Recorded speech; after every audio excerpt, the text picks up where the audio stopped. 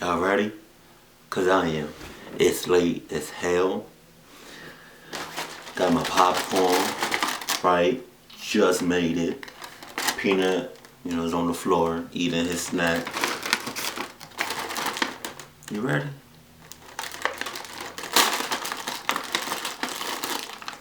Oh yes. The smell went up both my nostrils. Wait.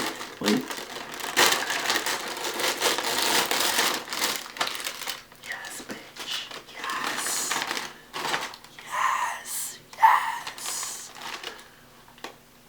In the comment section below, please let me know what snack you're eating. If you're eating a snack. If you're not, maybe you have a cuddle buddy. And who is your cuddle buddy? These things are important. Let's get to it. SupTho. Almost forgot that. Wow. Right. I'm already tensed up. Okay. Alright. When me and my troublemaking friends were 13 years old, one of the many rowdy and mischievous things we would do would be Saturday night ding-dong ditch sessions. 10 years ago, we all lived on the same block in a typical suburban neighborhood. At the time, there were a lot less houses and more woods, though. I'm going to make up names for my friends for the case of this story. There was Mark, James, and Matt. Right. Either Mark or James were usually the ones to go up to the houses and ring the bells. Matt and I, on the other hand, would usually find hiding spots right away. We hit about 5 or 6 houses. I remember all of the men who answered the doors gave pretty much the same reactions. They'd step out onto the stoop, one or two would yell something, and then they'd walk back inside. For a couple of houses, we'd ring the bell again for a better reaction. One guy yelled he was calling the cops the second time, so when he shut his door, we all booked it down the street and went to the next block over. As I mentioned, 10 years ago in this neighborhood, there were patches of wood sitting where houses sit today. On the next block over, there were a few patches of wood surrounding some of the houses, and the houses on this block seemed to be more unkempt. The first house on the block was across the street from a patch of woods, which made for a perfect hiding spot. The house was kind of run down looking. Tall grass, a ratty old car with a cover on it in the driveway, and overall just a small house. Mark went up to ring the bell. He barely had time to make it across the street before the door opened. Oh shit. It was another man to answer the door. This guy really big, about 6 foot and stocky build. Unlike the others, he was furious immediately. He walked around his whole front yard checking the bushes, yelling threats. We all laughed as we always did. Eventually, he finally went back inside. Mark waited a few minutes, checked the windows, and then ran back up the stoop to ring the bell again. No! The same one? The same one? The fucking, the 6 foot bitch, he already knows what's going on. You're stupid for going to the same house. I didn't envy him with this house. I would not be bold enough to ring that man's bell again. Mark knew he probably didn't have as much time, so he ran to the side of the house and out of sight. The door opened much quicker this time, and this time the man came out with a rifle in his hand. See? We all looked at each other, simultaneously going, "Oh shit," under our breath. The man checked all the places he checked before, and then a few extra places this time, like behind his car, behind a couple trees. And then he walked to the center of his lawn and just stood there, as if he were thinking. He looked around, and then his head stopped as he was facing us in the woods. Me, Matt, and James looked at each other. We ducked lower in hopes that he didn't see us. Fuck you mean? After 10 seconds of staring in our direction, the man went back into his home. He knows. Nah. Then, we saw him appear at his front window, standing still like a statue, looking in our direction in the woods once again. We saw Mark creeping back over to the man's front door, but there was nothing we could do. Run! We were too afraid to move or yell anything. Fuck you talking for you fucking up. For real. You couldn't move, you couldn't do anything, are you fucking serious? I'm sorry, you couldn't be my friends. I would have left y'all. I know, call me a bad friend, call me a good friend. I don't care. If I was in your shoes, thank God I'm not, because it sounds like your shoes fucking suck. But I would have left. I would have hauled ass, kick rocks, give you the boot. I'm just saying, you fucking up. Big time. I don't care how old you are. We could be ding dong ditching at fucking, I don't know, like 12, 13. Or we could be doing that shit when we like 35. I don't care. I don't care how old we are. I'm always hauling ass. Point blank, period. Mark rang the bell once again and ran for it. The man didn't move though, at least not for another minute. Then he turned and walked away from the window. We didn't see Mark again, but we were still too nervous to move or say anything. You're fucking bullshitting. The next thing I remember, we heard Mark's voice from across the street yelling, "Run." We didn't understand until we heard someone running up from behind us, realizing upon turning our heads that it was the man from across the street with his rifle in hand, pointed at us. We ran like little prey from a predator to Mark, who was waiting for us across the street. We ran for blocks until we were sure we lost him. Mark explained that he yelled when he saw the man sneaking across the street into the patch of woods with his gun. We didn't report him or any of what happened. We just told a few friends and that was it. Luckily the house was many blocks from us, so we never really had to pass it again. If your friends tell you to run, you run. Don't ask no questions. Don't look around. Don't do shit. You run. I lived in a house from hell for a couple of weeks. Right. I was a college student, and my parents were paying for a house for me to live in. I'm spoiled, I know. Well, the house was modest, nothing fancy or huge, and I was happy with it. Well, for the first few days, anyway. Then things quickly started getting strange. What you talking about? On a rainy Saturday with nothing to do, I was watching TV for a few hours. That was when I heard a scrape on my living room floor. I looked around the room, thinking an animal got into the house or something.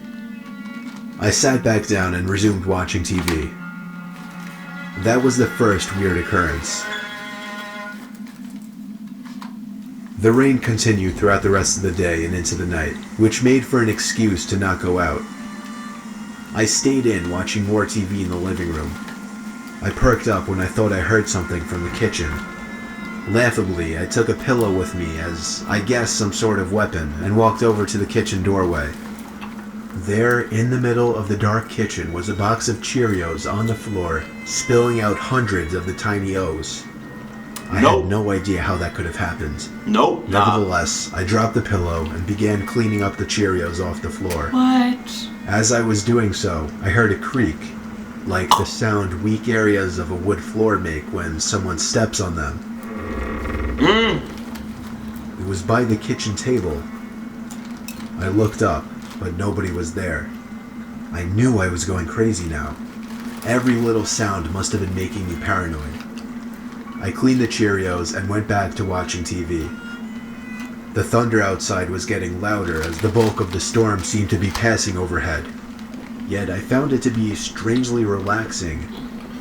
That was the last thing I remember, appreciating the sound of the storm outside, before waking up from what seemed to be an hour-long doze.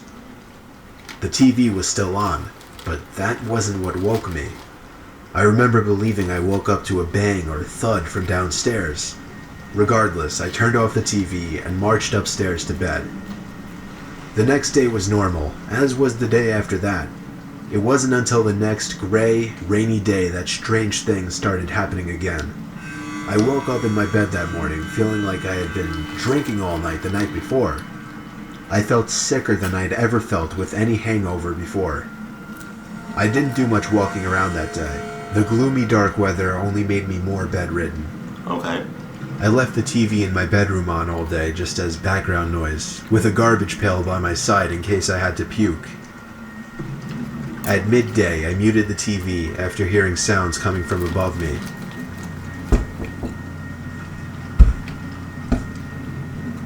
The attic. The attic door was actually in my bedroom, and most of the attic was built over that bedroom.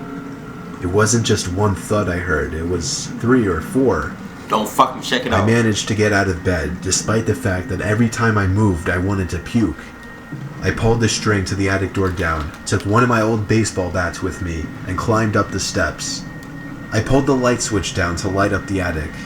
There were a few old boxes that must have belonged to the previous owners scattered about, but I couldn't see any living things to produce those noises. I climbed back down quickly because I was kind of scared of that attic. Fuck, man. There were no more noises. Until that night. Oh, God. I woke up to, at first, what I thought was thunder, still feeling a bit sick. The familiar sound of a thud from up in the attic gave me chills. I pulled the string to the attic door back down, took my baseball bat once again, and climbed up the stairs. There you go, checking out shit. I made myself angry and screamed in the most intimidating voice I could.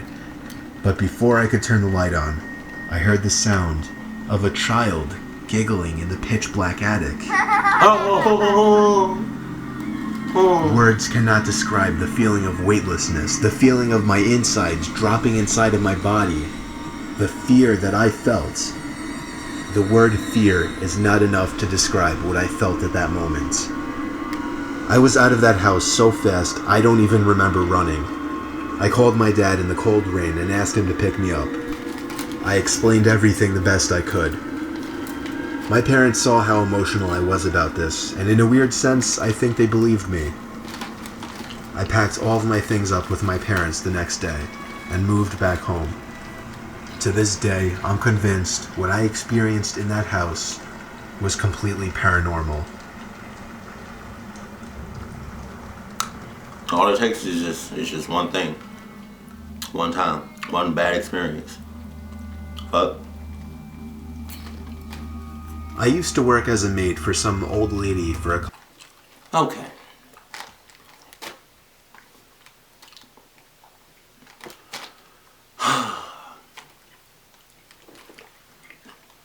Nope. Do you see how much open space you have? Are you fucking... And I see one fucking car. Are you... Oh, bitch. I don't care how nice the house is. That's a nice ass house. But if I'm going to be living in a house like that, you best believe I'm going to be having surroundings. I'm going to be having neighbors. I'm going to be having like people, civilization. I'm not about to just be in a big ass house and it's just fucking woods around me. Nope. Hell no. You're just asking for a lot. In a bad way. That's all I'm saying. Peanut, what the fuck are you looking at? I love you. You want popcorn? You want to see the people? Look at the people. Look at the people. Don't they look beautiful? You fuck. Look at the people. People, say hi to Peanut. Did you say hi? Thank you. Ho, get that off the shits. Let's get back. A couple of weeks when I was 20. She had a really big yet old house on a property that could have been beautiful if she had actually taken care of it. She had 2 acres of land surrounded by woods in 3 directions and the road on the other. Fuck you mean? The house itself was ancient, mostly made of wood, and the interior was really, really dark. She would often keep the blinds shut in some rooms for reasons I didn't understand. I would sometimes open the blinds to let some sunlight in, only to find that she'd have shut them by the next time I entered the room. Damn. She lit some rooms by candle, which made the house seem even more prehistoric from the inside. To top it off, the wood floors were creaky as hell just about everywhere in the house. The woman's name was Mel. She was around 70 years old. The kind of work Mel would have me do would be mostly physical stuff that she couldn't do very well anymore. Okay. Like sweeping, dusting, cleaning dishes, doing laundry, sorting mail, and other things of that sort. One weekend, Mel asked me to sleep there for a night or 2. The house had like 4 bedrooms, yet she lived alone, so it wasn't an issue. Well, this takes place over the course of a Friday, and technically a Saturday as well. I arrived as per usual on Friday, speaking very few words to Mel. I dropped my backpack full of my clothes and cosmetics onto the bed in the bedroom that I was going to be sleeping in. As I turned to the door, I saw Mel standing by the doorway. She had a creepy way about her, and this entrance was no exception. She didn't say hello, which wasn't as weird as it sounds. She just instructed me to clean the bedroom right away. After that, she just told me to simply straighten up the whole house, and then she went upstairs. Okay. I didn't see her for the rest of the day, but I would occasionally hear her walking around upstairs in her bedroom. It was weird, she would seem to walk back and forth. There were no TVs in this house, so I didn't know what she could have been doing. One thing that I found bizarre was how protective she was of her basement. She made it clear it was completely off limits and she didn't want me going down there. Okay, fine. Nighttime came and I went to bed early. This was before smartphones were a thing, so I didn't even know what time it was. It was probably 9 or 10 o'clock though. For the first few hours, everything was peaceful. However, I still had trouble falling asleep given that it was the most uncomfortable bed I'd ever been in. Alright. It felt like hours later that I started hearing footsteps outside my room on the creaky floors. It sounded like Mel was passing my room really slowly. Maybe she was just going to the bathroom. A few minutes later, I heard her footsteps again, but then she stopped outside my door this time. I sat up and listened. I could hear the creaking from behind the door of Mel standing there, and it was starting to creep me out. Right. She finally walked away. I heard her go down the stairs, and then I heard a door open and close from downstairs. I had a feeling it was the basement door. It was a while later that I heard the door open and close again, and then heavy, slow footsteps coming up the creaky stairs. The footsteps once again came to my door, then stopped. I sat up once again to listen, and I could hear creaks of pressure on the floor outside the door. And then I heard the doorknob start to turn. I laid back down and pulled the sheets over me and pretended to be asleep. I heard Mel take a few steps into the room, pause, and then leave. She went back to her room and shut the door. I was a bit disturbed. This was very bizarre behavior.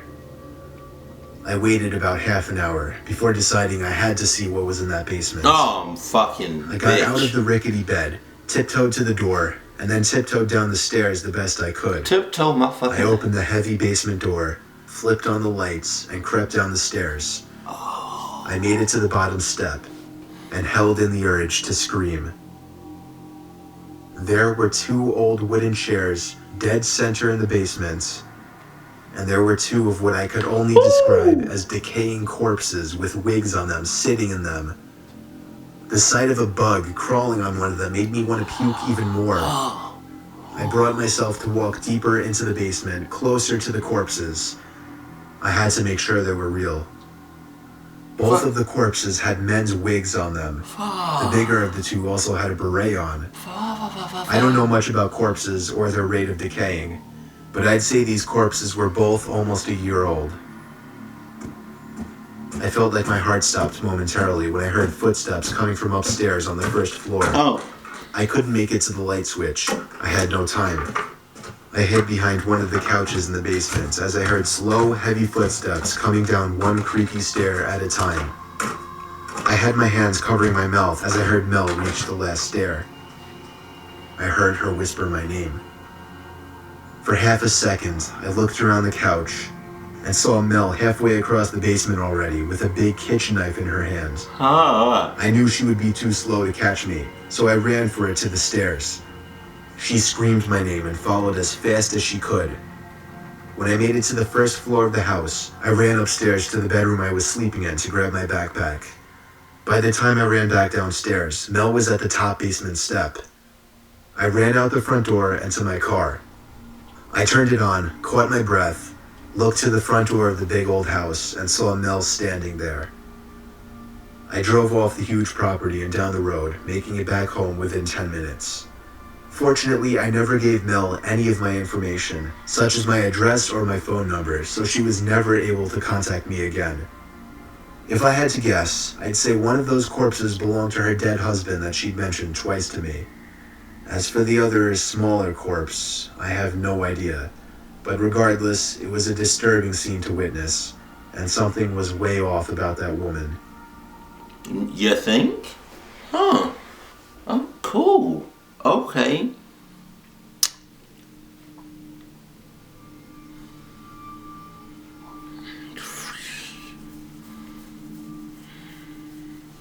Let me tell y'all something.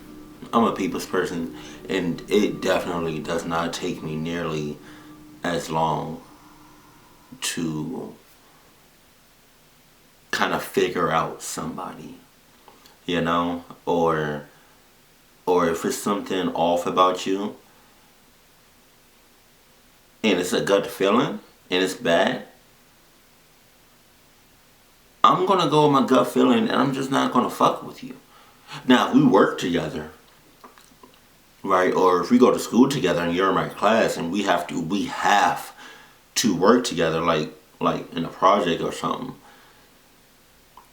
Yeah, I'm gonna work with you.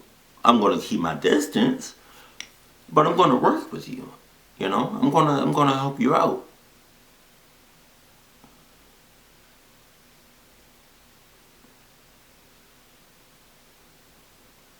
See, cause I don't know about all that. Like if we're working on a school project, right, and it's something, you giving me very negative vibes, and the teacher says we can't, switch, groups. I'm I'm gonna help you, but it's like I don't know how I'm gonna help you, but I'm gonna help you. I really don't know how, but hey, the project is gonna get done. Okay, you best believe we gonna get an A+ on that bitch, right? Now, same rule applies. If I work with you, right, in a job, and I'm getting like some bad negative vibes from you, right, and you haven't really told me anything about yourself, and I'm just that's what I'm feeling from you. I'm gonna I'm not gonna quit. That might be the last resort, but I'm gonna see if I can switch, shifts. Say for instance, we've been working mornings, you know, for the past couple weeks together. We've been working mornings together. I'm going to see if I can work night shift, right? And if you work a night shift with me, no, I. The thing about me is that I like to give people chances, but after that one chance, that's it. You don't even have to say shit to me. Your vibe, your presence is more than enough for me to say nope. It's something off about you. I don't care what it is. I'm not going to figure out what it is. I'm a curious person to a certain extent, but if if I'm feeling some type of way about you and it's bad, and the only thing you ever said to me was your name, I'm sorry. It's nothing you can. I don't think there's anything you can do to save that. I have friends, and every one of my friends, they're good people. You know, I don't. Yeah, I don't have any friends, and nobody should have any friends if if their vibe and presence are so fucking strong, like it's crazy. Like every one of my friends have good positive vibes about them. You once you meet my friends, that, you know, they're in a sense kind of like me, you know.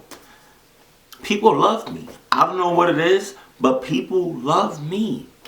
And I'm just myself, you know. You want a popcorn? No? It's okay. I'm gonna have it. But just stop, you know. Just don't. I don't want to tell you what to do, but if you meet somebody, right, and for some reason they're giving off negative, bad, horrible, not so good, something is off about you vibes,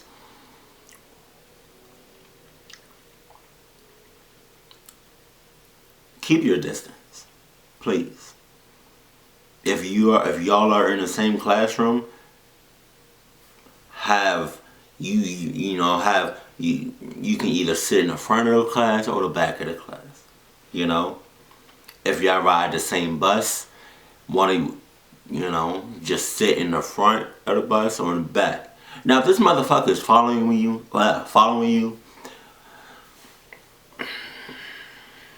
I would say transfer schools or get another job or move somewhere else. But in reality, you can't really do that.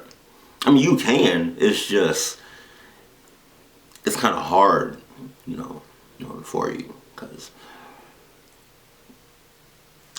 it's, I don't know. That's just some of the things that I would do. You know, I would easily, I still work at Chipotle, and I would easily either, I'm really thinking about this shit.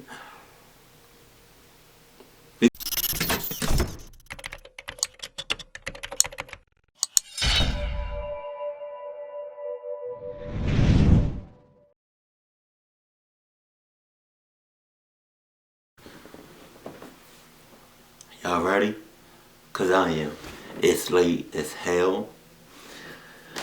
Got my popcorn, right? Just made it.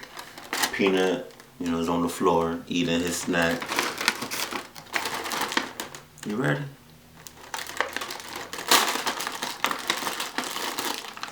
Oh yes.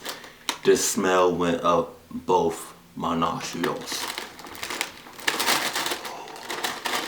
Wait.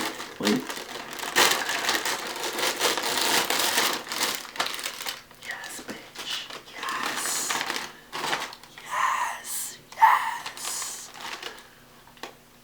In the comment section below, please let me know what snack you're eating.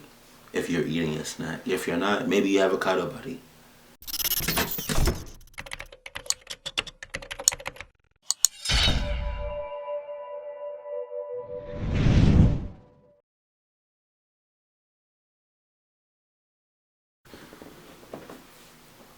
Y'all ready? Cause I am. It's late as hell. Got my popcorn, right? Just made it. Peanut, is on the floor eating his snack. You ready?